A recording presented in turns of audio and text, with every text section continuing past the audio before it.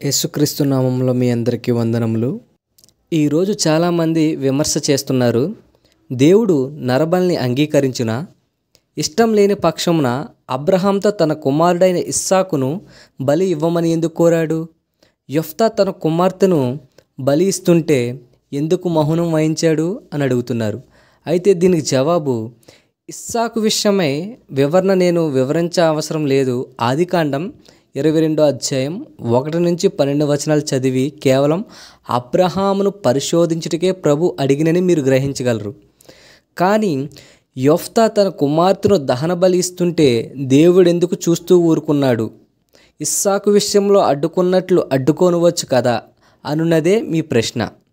దీనిని తప్పించుకున్నటకు కొంతమంది సేవకులు దేవుడు కోరలేదు అంటారు, యెఫ్తా మొక్కుకున్నాడు అంటారు, తాను చెల్లించాడు అంటారు. అంతేనని సమస్య నుండి తప్పించుకుంటారు. కానీ ఇక్కడ మనం లేఖనాలు పరిశీలించి సత్యాన్ని అన్వేషిద్దాం.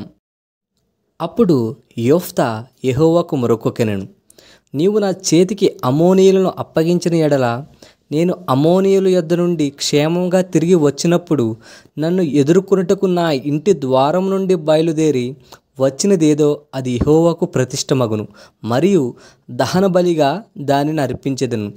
న్యాయాధిపతులు 11వ అధ్యాయం 27వ వచనం నుంచి 31వ వచనం వరకు చదివితే మనకి ఇది కనబడుతుంది. మరియు 11వ అధ్యాయం 39లో మనం చూసినట్లయితే, ఆ 2 నెలలు అంతమున ఆమె తన తండ్రి యొద్దకు తిరిగి రాగా అతడు తాను మొక్కుకొనిన మొక్కుబడి చొప్పున ఆమెకు చేసును అని రాయబడుట చేత ఆమె దహన బలిగా మార్చబడిందని అనేకులు భావన. దీనికి కారణం తొందరపాటే.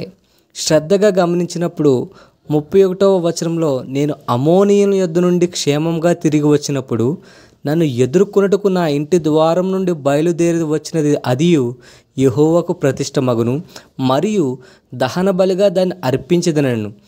మీ బైబిల్ తెరచి న్యాయాధిపతులు 11వ అధ్యాయం 31వ వచనం చూడండి. మరియు అను మాట పైన సంఖ్య 1 వేయబడి ఉన్నది. దానిని క్రింద పాఠాంతరమున చూడండి, లేదా అని గుర్తించబడి ఉన్నది. అనగా నా ఇంట నుండి బయలుదేరి వచ్చినదేదో అది యెహోవాకు ప్రతిష్టమగును, లేదా దహన బలిగా మార్చబడును అన్నాడు. యెఫ్తా ఏమంటున్నాడు? అది యెహోవాకు ప్రతిష్టమగును, లేదా దహన బలిగా అగును. అలాగున యెహోవాకు మొక్కుకొని యుద్ధరంగంలో దిగాడు, విజయాన్ని సాధించాడు. జయశీలుడై ఇంటికి క్షేమంగా తిరిగి వస్తున్న తండ్రిని ఎదుర్కొన్న కుమార్తెను చూచి వస్త్రములు చింపుకున్నాడు. పెద్దగా అంగలారుస్తూ, యెహోవాకు మాట ఇచ్చున్నాను గనుక వెనుదీయలేనన్నాడు. దేవుని యందు భయభక్తులు, తండ్రి గౌరవ ప్రతిష్టలు కాపాడుటకు శ్రద్ధాభక్తి కలిగిన ఆ కుమార్తె తన తండ్రితో, నా తండ్రి, యెహోవాకు మాట ఇచ్చింటువా? నీ నోట నుండి బయలుదేరిన మాట చొప్పున నాకు చేయుము.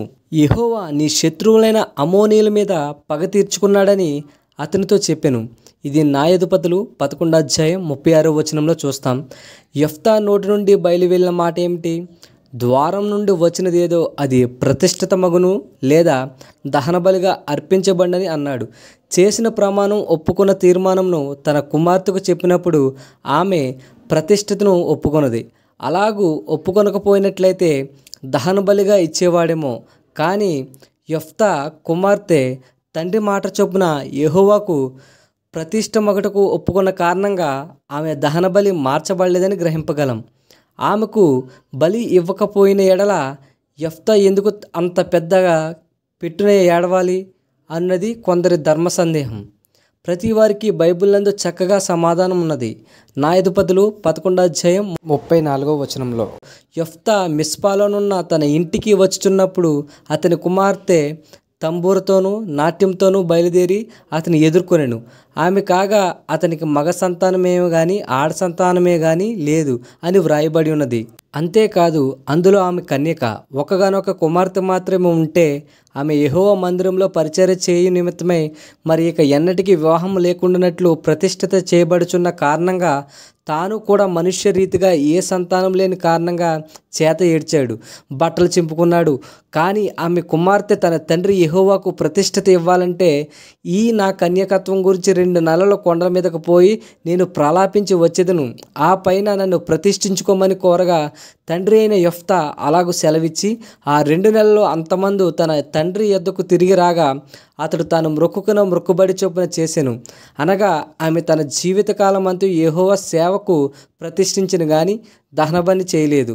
అయితే దహనబలి లేదా నరబలి కోసం బైబిల్ ఏం చెప్తుందో చూద్దాం. దావీదు కీర్తనలో 51వ అధ్యాయం 16వ వచనంలో, నీవు బలి కోరువాడువు కాదు, కోరిన ఎడల నేను అర్పించెదను, దహన బలి నీకు ఇష్టమైనది కాదు అని దావీదు గారు 51వ అధ్యాయం 16వ వచనంలో దావీదు గారు చెప్తున్నారు. అలాగే ఇర్మియా గ్రంథం 19వ అధ్యాయం 5వ వచనంలో, నేను విధింపనదియు సెలవీనదియు నా మనసుకు తోచనీయనదైన ఆచారం ఆచరించిరి, తమ కుమారులను దహన బలులుగా కాల్చుటకై బయలునకు బలిపీఠము కట్టించిరి అని చెప్తున్నాడు. అలాగే ద్వితీయోపదేశకాండం 32వ అధ్యాయం 17వ వచనంలో చూసినట్లయితే, వారు దైవత్వం లేని దయ్యములకు తామెరుగుని దేవతలకు క్రొత్తగా పుట్టిన దేవతలకు తమ పితరులు భయపడిన దేవతలకు బలి అర్పించిరి అని చెప్తున్నాడు. కావున యెఫ్తా దహన బలి ఇవ్వలేదు, కేవలం ఆయన ప్రతిష్ఠత మాత్రమే చేశాడని మనం గమనించగలం.